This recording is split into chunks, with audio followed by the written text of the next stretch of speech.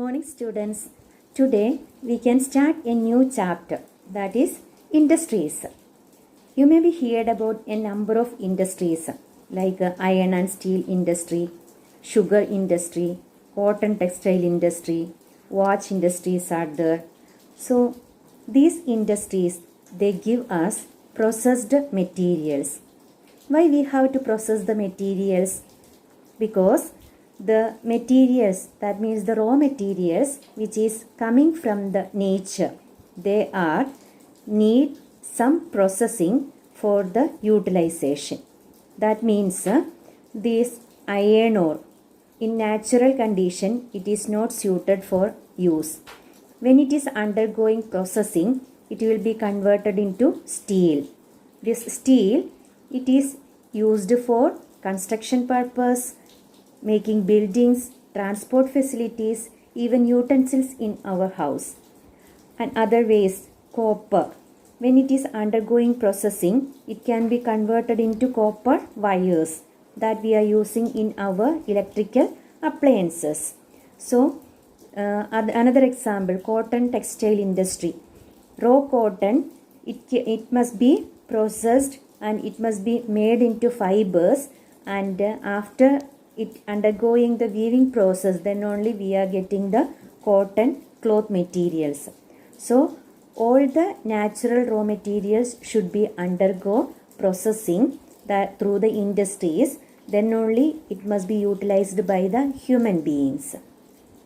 What is the role of industries in our world? Why we need industry? Yes, we need industries because we need processed goods. The industries, its demand is increasing day by day because of its importance in all over the world. Without processing, we are not able to utilize any commodities. So, population increases, accordingly the number of industries also increasing. Demand for the processed items, that also increasing day by day. Then only we will have a better quality of life.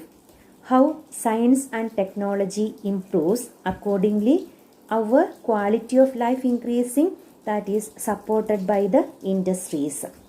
These industries provide a large number of employment opportunities all over the world. So the basic industry, that is agriculture only, means the basic occupation. Through agriculture we are getting our food materials, some raw materials, etc. But through the industries, millions of people getting their livelihood. These industrial products, they only providing us transport facilities. Industries provide us implements for agricultural activities, machineries for the mining process, and they provide machineries for the infrastructural development. Infrastructural development means the construction of roadways, railways, airports, then buildings, university means the educational institutions, hospitals, all these are coming in the industrial development. They only provide machineries for the infrastructural development. Then it is considered that industrially developed countries are economically well developed ones. And some countries, when they have surplus production in the industries, that they will export it to other countries.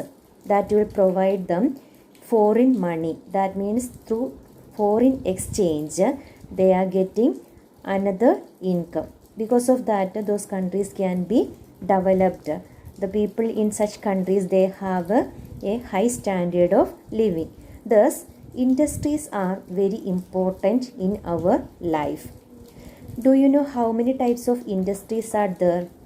We can categorize the industries based on the use of raw materials. Based on the use of raw materials, we can divide the industries into two. Basically two. They are agro-based industries and mineral-based industries. Agro-based industries means they are getting their raw material from the agricultural field. For example, cotton fiber, these raw materials we are getting from the cotton plants. They are cultivating in the agricultural fields. The sugar industry, its raw material is sugarcane.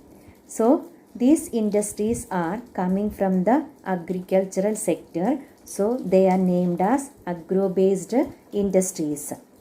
On the other hand, mineral-based industries, their raw materials are minerals, and these minerals we are obtaining from the nature itself, that we are obtaining through the process of mining, and that we are utilizing in the industries. For example, iron and steel industry, they are using iron ore as the raw material.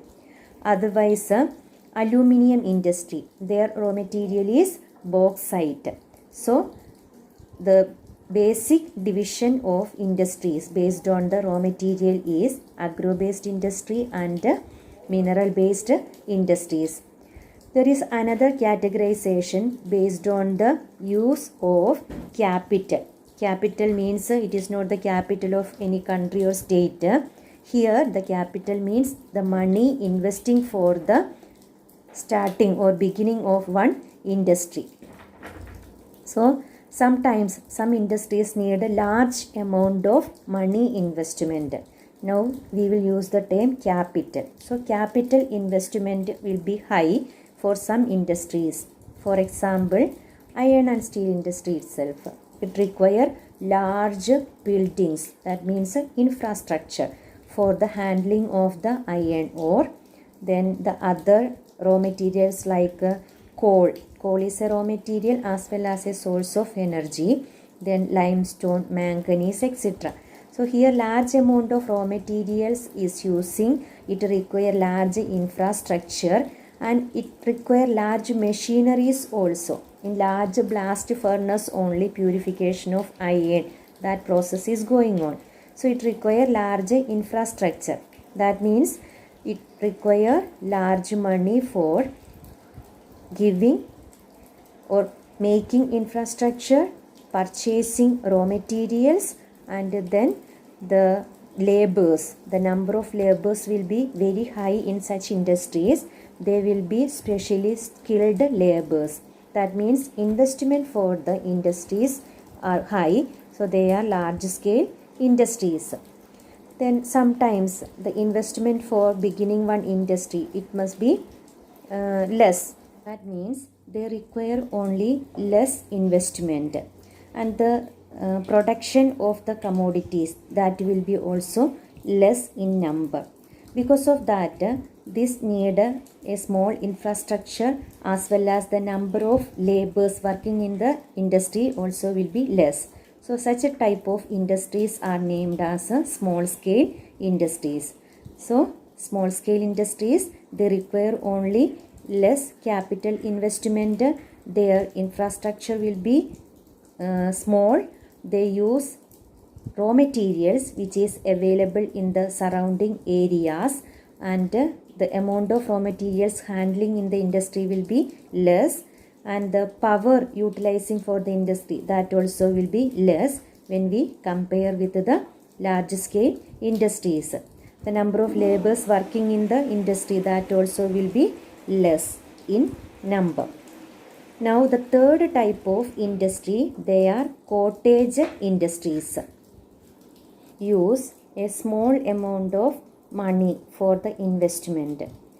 The most of the time it will be an activity going on in a family. The house owner, he will be the owner of the cottage industries. Family members will be the workers in that industry. Sometimes they will be traditionally following that industrial activity. Then they use the raw materials which is available locally. Means a village region itself, the available materials they are processing to make a product that they are sending to the consumer markets.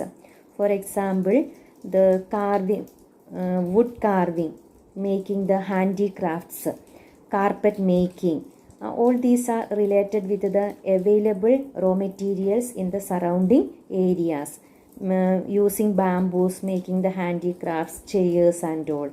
Then metal carving, jewelry designing. Then in some regions they are making clothes, weaving clothes, handloom industries.